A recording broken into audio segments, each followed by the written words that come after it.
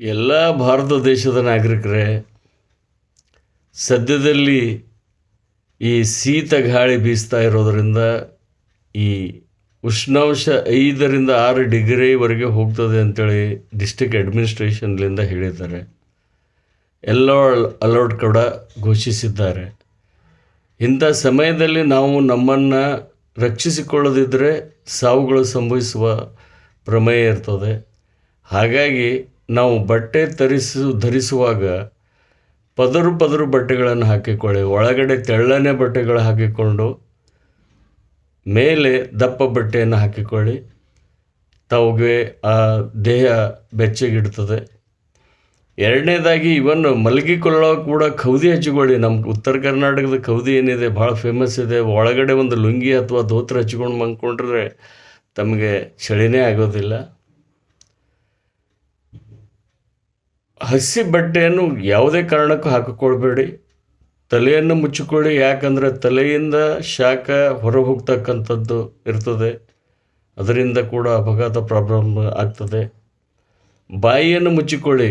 ಬಾಯಿ ಮುಚ್ಚಿಕೊಳ್ಳದೇ ಇದ್ದರೆ ಏನಾಗ್ಬಿಡ್ತದೆ ಅಂತಂದರೆ ತಮ್ಮ ಶ್ವಾಸಕೋಶಗಳಿಗೆ ತಣ್ಣನೆ ಗಾಳಿ ಅಥವಾ ವಿವಿಧ ಬೇಮಾರಿಗಳು ಸೇರೋದರಿಂದ ಬಾಯಿ ಮುಚ್ಚಿಕೊಳ್ಳೋದು, ಯಾವುದಾದ್ರೂ ಬಟ್ಟೆ ಕಟ್ಟಿಕೊಳ್ಳಿ ಅಥವಾ ಬಾಯಿಗೆ ಮುಚ್ಚಿಕೊಂಡ್ರೆ ತಮ್ಮ ಶ್ವಾಸಕೋಶಕ್ಕೆ ಹಾನಿ ಉಳಿತದೆ. ಆದಷ್ಟು ವಯಸ್ಸಾದವರು ಅಥವಾ ಯಾರೇ ಇರಲಿ ಬಿಸಿಲು ಬೀಳೋವರೆಗೆ ಹೊರಗಡೆ ಬರಲಿಕ್ಕೆ ಹೋಗಬೇಡಿ.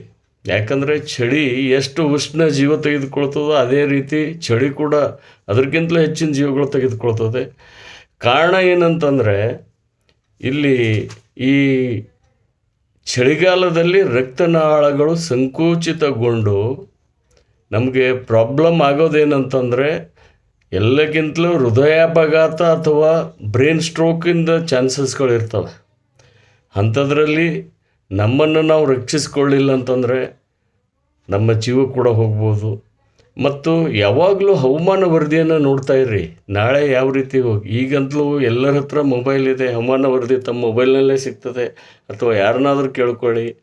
ಈ ರೀತಿ ಮಾಡೋದರಿಂದ ಈ ಶೀತ ಗಾಳಿಯಿಂದ ನಾವು ಪಾರಾಗ್ಬೋದು. ಸ್ಪೆಷಲಿ ಹೃದಯ ಸಂಬಂಧಿ ಕಾಯಿಲೆಗಳು, ಹೃದಯಾಘಾತಗಳು ಆಗೋದೇ ಚಳಿಗಾಲದಲ್ಲಿ. ಅದೇ ರೀತಿ ಅಸ್ತಮ ರೋಗಿಗಳು, ವಿವಿಧ ರೋಗಿಗಳು ಭಾಳ ವೀಕ್ ಯಾರ್ಯಾರು ಇದ್ದೀರಿ ಅವರೆಲ್ಲರೂ ಏನಿದೆ ಅಲ್ಲ ಆದಷ್ಟು ಬೆಚ್ಚಗಿರ್ತಕ್ಕಂಥ ಪ್ರಯತ್ನ ಮಾಡಿ. ಅಸ್ತಮ ರೋಗಿಗಳು, ಸಣ್ಣ ಮಕ್ಕಳಿಗೆ ಕುಲಾಯಿ ಕಟ್ಟಿಟ್ರಿ. ಬೆಚ್ಚಗೆ ಎಷ್ಟು ಇರ್ತೀರೋ ಅಷ್ಟು ಚೆನ್ನಾಗಿರ್ತದೆ. ಇಲ್ಲ ಅಂತಂದರೆ ಮುಂಜಾನೆ ಹೊತ್ತಿನಲ್ಲಿ ತಾವು ಅಬ್ಸರ್ವ್ ಮಾಡಿರ್ಬೋದು ಹೆಚ್ಚಿನ ಹೃದಯಾಘಾತಗಳು, ಸಾವುಗಳು ಸಂಭವಿಸಿರ್ತಕ್ಕಂಥದ್ದು. ಹೀಗಾಗಿ ತಾವು ಏನೇ ಆಗಲಿ ತಮ್ಮ ದೇಹ ತಮ್ಮದೇ. ತಮ್ಮನ್ನು ತಾವು ರಕ್ಷಿಸಿಕೊಳ್ಳದೆ ಹೊಂಬತನ ನನಗೆ ಚಳಿನೇ ಆಗೋದಿಲ್ಲ, ಏನೂ ಆಗೋದಿಲ್ಲ ಅಂತ ಕೆಲವರು ಹೇಳೋರಿದ್ದಾರೆ.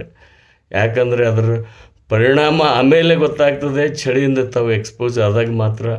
ಹಾಗಾಗಿ ಈ ಪ್ರಿಕಾಷನ್ಗಳನ್ನು ತೆಗೆದುಕೊಂಡು ತಮ್ಮನ್ನು ತಾವು ಪ್ರೊಟೆಕ್ಟ್ ಮಾಡಿಕೊಂಡು ಈ ಶೀತ ಏನಿದೆ ಅಲ್ಲ ಈ ಕೋಲ್ಡ್ ವೇವನ್ನು ನಾವು ಪಾರಾಗೋಣ ಅಂತ ಹೇಳ್ತಾ ನನ್ನ ಈ ವಿಡಿಯೋವನ್ನು ಮುಗಿಸ್ತಾ ಇದ್ದೇನೆ. ನಾನು disaster management chairman Kalaburagi red cross ವತಿಯಿಂದ ಈ ಮಾತುಗಳನ್ನು ಆಡ್ತಾ ಇದ್ದೇನೆ. ತಮಗಾಗಿ ಈ ಸಂದೇಶವನ್ನು ಕೊಡ್ತಾ ಇದ್ದೇನೆ.